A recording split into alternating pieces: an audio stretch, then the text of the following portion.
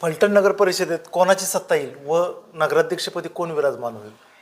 फलटण नगर परिषदमध्ये रणजितदादा व आदरणीय आमदार साहेब सचिन पाटील या दोघांची 100% सत्ता येईल.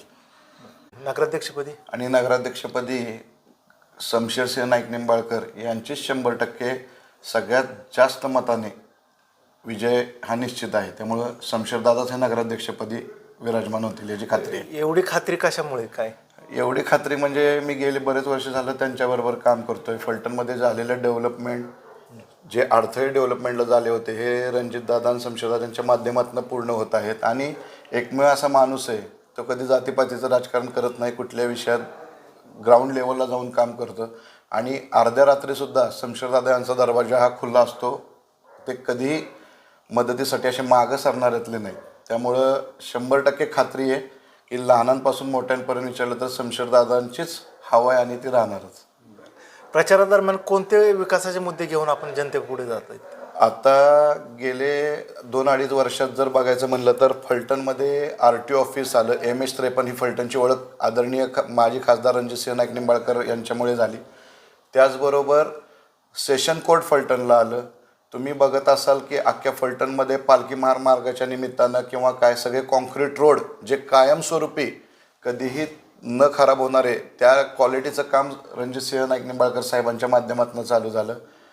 आणि बघायला गेलं तर सगळे आता मला वाटतंय काय म्हणतो आपण त्याला, आता तारांगण हे जे विषय घेऊन आहेत असे फलटणमध्ये जे डेव्हलपमेंट चालू झाले ते बघताच कुणीही सांगेल की रणजितदादांच्या माध्यमातून फलटणचं स्वर्गच होणार आहे. आणि आपण लवकरच बारामतीला सुद्धा मागं टाकू. प्रचारादरम्यान बऱ्याच वेळा बारामती फलटणची तुलना केली जाते, याबद्दल काय सांगाल? गेली 35 वर्ष झालं फलटणच्या लोकांनी इमोशनल होऊन रामराजांना मदत केली, संजीवराजांना सत्ता दिली. त्याच्यानंतर बऱ्यापैकी त्यांनी ह्या सत्तेचा गैरफायदाच घेतला. म्हणजे गेली मला वाटते सगळ्यात मोठं पद महाराष्ट्राचं आदरणीय रामराजा साहेबांकडे होतं. त्याच्यानंतर संजूबाबा जिल्हा परिषदचे अध्यक्ष म्हणून होते. रघुनाथराजांकडे नगराध्यक्ष, मार्केट कमिटीचे चेअरमन होते. ह्यांनी 35 वर्षात काहीच काम केलं नाही. मग आता त्याच्यामुळं आपण, आणि असं नाही की अजितदादांच्या माध्यमातून आता आमदार सचिन पाटील साहेब जे कामं करतात ते रामराजे करू शकत होते किंवा संजूबाबा करू शकत होते. परंतु स्वतःची डेव्हलपमेंट बघताना त्यांनी फलटणकडे एवढं दुर्लक्ष केलं. आणि तेच बघायला गेलं तर आपल्याला 2.5 वर्षच सत्ता मिळाली रणजितदादांना. त्यात रणजितदादांनी एवढं डेव्हलपमेंट केली की लवकरच बारामती आपण तिथपर्यंत जाऊ शकतो. पण ह्यांच्यामुळे ती बारामती पुढे गेली आणि फलटण मागं राहिलं. आता दुसरा एक मुद्दा प्रचारादरम्यान गाजतोय की दहशतीचं राजकारण किंवा दहशतीचं काय हे? दहशतीचं राजकारण कोण करतं आणि काय करतं हे आता मी सांगण्यापेक्षा अख्खी फलटणची जनता सुज्ञ आहे. कारण तसं बघायला गेलं तर दहशत जे करत असतील तर म्हातारी माणसं, लहान पोरं, दादांचे फॅन क्लब झाल्यासारखे. जर दहशतीचं वातावरण असतं तर युवा पिढी आणि वडील म्हणजे वयस्कर लोक हे प्रत्येकाचे दादा आशीर्वाद घेतात, मिठी मारतात, हे करतात. ते लाडानी लोक त्यांना जवळ घेतात. हे मला नाही वाटत ह्याला दहशत म्हणत असतील.